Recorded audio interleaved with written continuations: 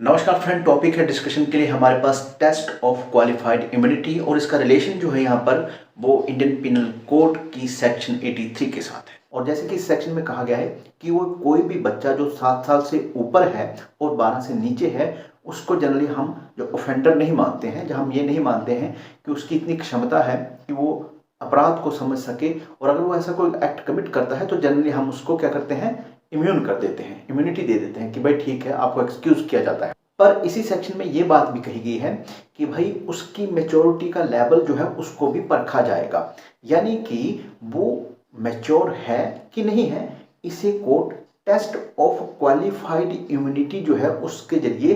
परखने की कोशिश करेगा। और इसमें ये जानने की कोशिश करेगा कोर्ट कि क्या वो इतना कैपेबल है कि वो समझ सके कि वो जो कर रहा है वो क्या है और इसके जो कंसिक्वेंसेज हैं, इसके नतीजे होंगे या परिणाम होंगे वो क्या होंगे। और इसके लिए जो कोर्ट है वो 3 फैक्टर जो है उनको कंसीडर करता है, जिसमें से पहला है nature of the act done, यानी कि उस बच्चे ने जो क्राइम किया है, जो एक्ट किया है क्रिमिनल,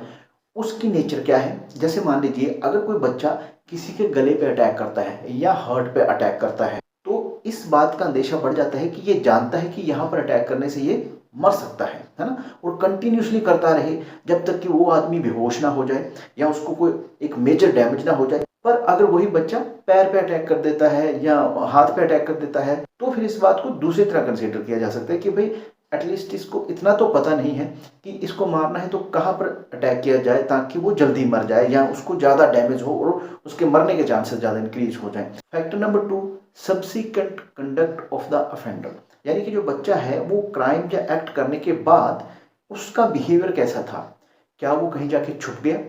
या उसने भागने की कोशिश की, या इमीडिएटली अटैक करने के बाद उसने जो हथियार थे या उनको छुपाने की कोशिश की, किस तरह की। अगर इस तरह का कोई अंदेशा होता है तो भी कोर्ट ये मान सकता है कि भाई इसका जो मैच्योरिटी लेवल है वो है इस तरह का कि वो जानता है कि हथियार छुपाना है या जहाँ से भाग जाना है क्योंकि मैंने गलत कर दिया है। तो इससे भी कोर्ट जो है वो उसके जो मानसिक एक स्तर है उसका पता लगा सकता है। और अगर दूसरी तरफ जो बच्चा है वो वहीं खड़ा रहे, कोई हथियार ना छुपाए, तो कोर्ट चीजों को अदरवाइज भी प्रिज्यूम कर सकता है। Factor number 3, demeanour and appearance of the offender in the court, यानी कि वो बच्चा है उसका जो एक आचरण है या उसका जो अपियरेंस है, जो वो दिख रहा है, वो कोर्ट में कैसा है। अब इसमें क्या होगा, इसमें जब बच्चा आएगा तो कोर्ट उसको ऑब्जर्व करेगा, उसको देखेगा कि वो उससे सवाल जवाब जब किए जाते हैं तो वो उसका रिप्लाई कैसे देता है, वो कितना क्लेवर है, या और जो चीज़ें होती हैं उनको कंसिडरेशन में लेगा कोर्ट। इन सब चीज़ों से भी कोर्ट ये पता लगा सकता है कि भाई ये जो बच्चा मेरे पास आया है इसकी जो मैच्योरिटी लेवल वो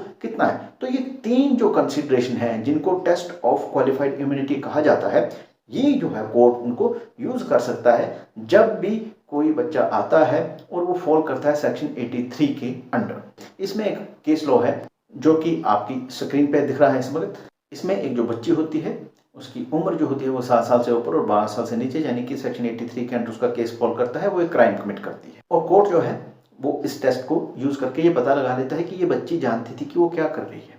पर उसे ये नहीं पता था कि वो जो कर रही है इसके बाद उसको इम्प्रिजनमेंट हो जाएगी या सजा या जेल हो जाएगी। अब इसके बाद क्या हुआ कि सेशन जो था उसने इस मैटर को रेफर कर दिया हाई कोर्ट को। वो हाई कोर्ट ने जब इन वर्ड को देखा, कंसिक्वेंसेस ऑफ हिज कंडक्ट, तो उसने कहा कि भाई यहाँ पर जो मतलब है ना इसका, ये नहीं है कि उसको ये पता होना चाहिए कि भाई जेल हो जाएगी, बल्कि ये है कि अगर कोई बच्चा 7 से ऊपर 12 से नीचे का किसी को चाकू मारता है तो उसे ये पता होना चाहिए कि भाई चाकू मारने से दर्द होगा, खून निकलेगा और ये बंदा इंजर्ड हो सकता है या इसकी मौत भी हो सकती है। अगर ये उसे पता है तो हम मानेंगे कि उसका मैच्योरिटी लेवल जो उस तरह का है जहाँ पर किसको सजा हो सकती है। और इस केस में जो हाई कोर्ट था उसने कहा कि भाई इसमें पनिशमेंट होगी।